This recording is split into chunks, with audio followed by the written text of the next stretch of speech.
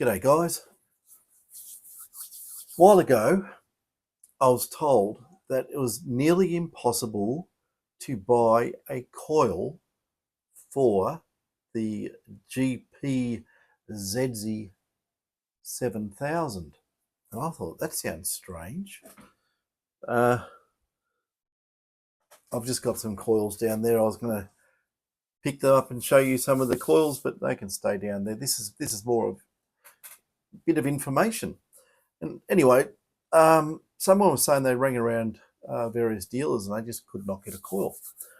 And then I hear that it's hard to get coils from other manufacturers that should be able to make coils, a 6000 coil and a 7000 coil. And I'm a bit puzzled about this. Why would that be? Making a coil is pretty straightforward. The hard bit is the dongle or the handshake part, that if it's not in the coil, your detector's not going to work, as it can't verify that to being a, I don't know, an approved coil or whatever. But anyway, this is my opinion, but I did get some information. Now, I don't know if this is 100% true or not. So I'm going to tell you what, I'll read it. I'm not going to say who sent it to me, but this could be likely, but I don't know for sure. So, okay, basically it says hello. Okay, and from what I have heard, Minelab, now this is hearsay, we'll say hearsay, okay? It's not proven to be accurate yet, unless someone can tell me. I would even like to know if anyone's from Minelab, you can leave a comment, or anyone who's in the know. But anyway, I'll keep reading it. Minelab is trying to put a chokehold on Coiltech and Nugget Finder by limiting the shipment of chipped coil cables to them. Does Australia have antitrust laws? Question mark. Sounds like Minelab is trying to burn the whole thing down because of their lack of innovation. Like I say, this is just hearsay. I'm just reading it out. And yeah, we don't know. It's just someone's opinion, okay, as far as I'm concerned. Okay. And actually, this person's based in the US. So I'll put that much across. They're trying to burn the whole thing down because of the lack of innovation. Are the chips that are contained in the coil cables that complex to recreate or patent so strong that nobody cares to try? I don't want to mention this bit, but I'm going to mention it anyway because it's part of the message. Think the Algo Force finally put fear into Minelab. What they have done to the small dealers in Australia is bullshit. Not my words, his words. So, yeah, we'll leave it there. Not saying who it is, but someone I've heard of in the prospecting game from the US. And we'll leave it there. I'm not even going to say the state. It'd probably narrow it down too much. So, yeah, obviously this person watches these videos. So thank you for the information, but is that true? I don't know. Is Nugget Finder and Coiltech being put in a chokehold? It's good terminology. Yeah, so I don't know if we don't have antitrust laws in Australia. I think we have. You just cop it. But that's very interesting indeed. But yeah, it sort of ties up with a little bit I've heard being spoken about, from customers and that. But I don't know if it's a full-on type thing or, I just don't know. I'd like to know. So I'm not going to make this a big, long video. Is there anything else I can put up at the moment? No.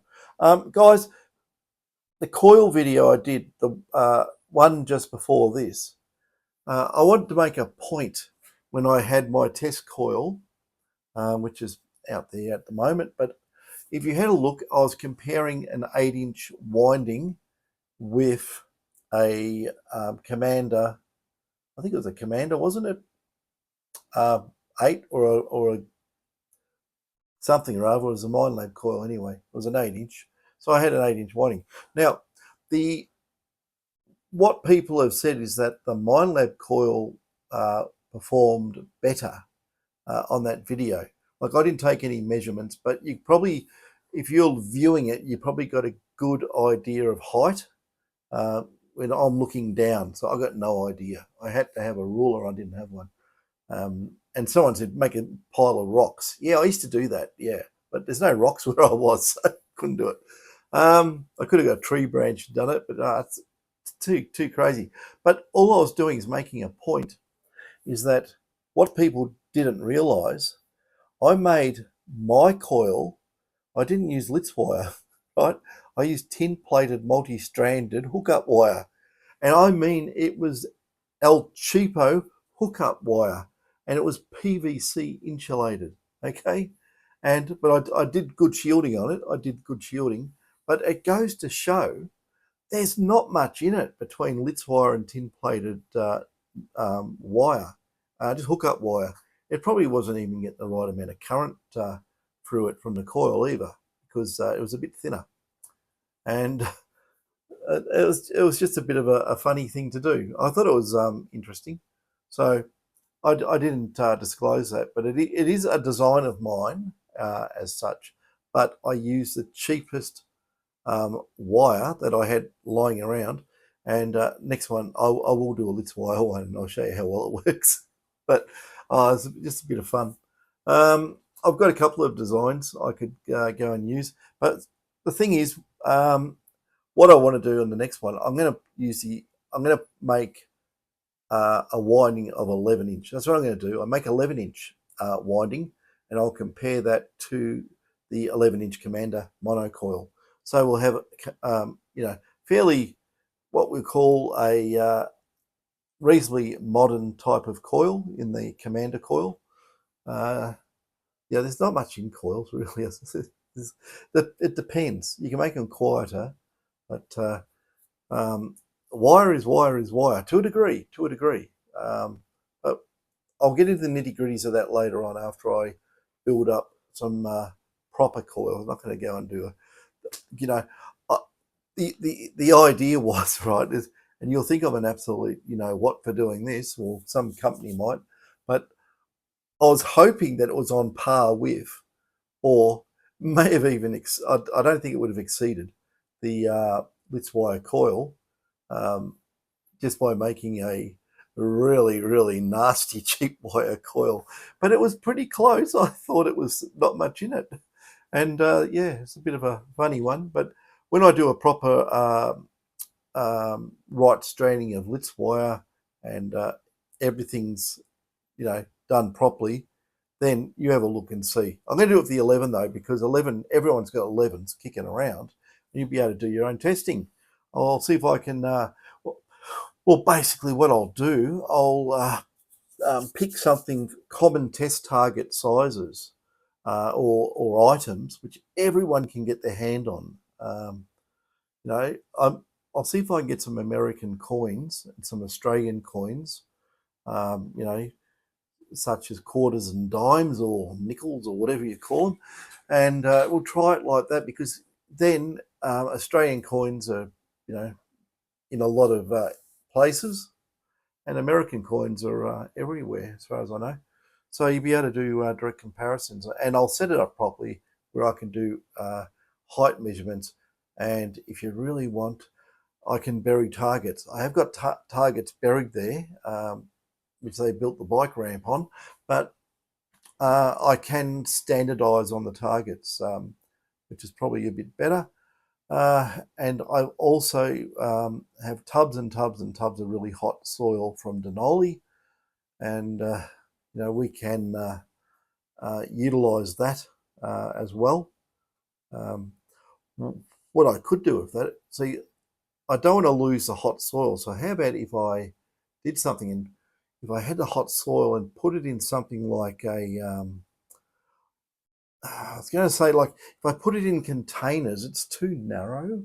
What I want to put it in is put it in something like a bean bag, right? So I can keep it because it comes in handy, and just spread the bean bag out on top of the normal ground after I've buried targets in the ground under that. So you've got a good thickness of hot soil, and we can go down and, I've done it before. It doesn't make any difference, but I'm going to do it because people are pedantic. There's this school of thought out there.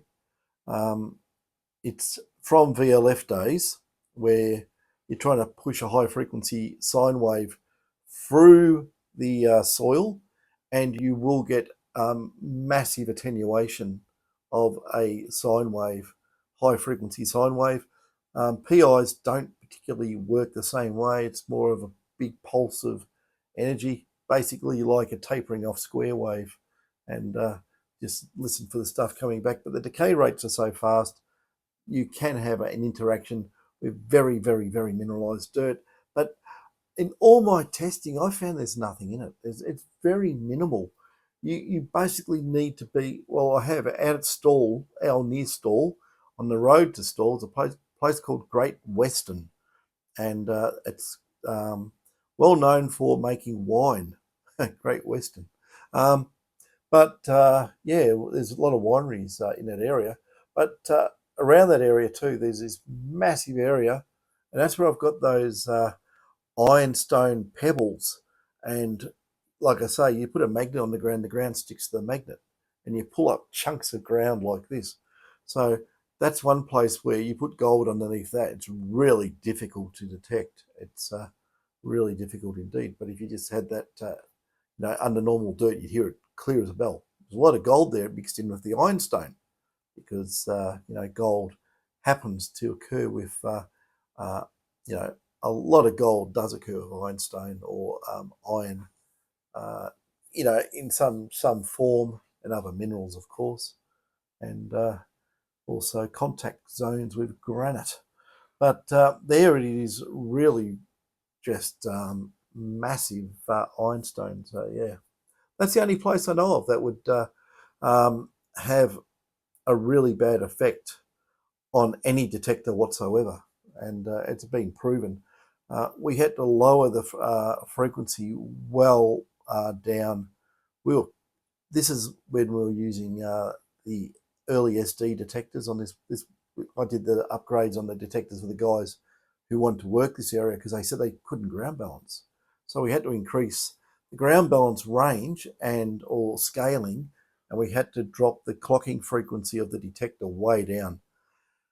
And that was early mods when we were taking the time base, because everything's off, divided off the time base. About 2 megahertz, we were dropping it down to about 1 megahertz, or I think we got down to 960 kilohertz or something like that. And then below that, things wanted to glow red hot, and it just wouldn't work properly. But yeah, that was successful. It's so long ago. You think about it when those detectors were out, and yeah, I can't remember the names of the guys now. It's funny because I was talking to people that we wanted to catch up with some people, and we're trying to remember people's names we haven't dealt with for years and years. And yeah, damn, it just escapes me.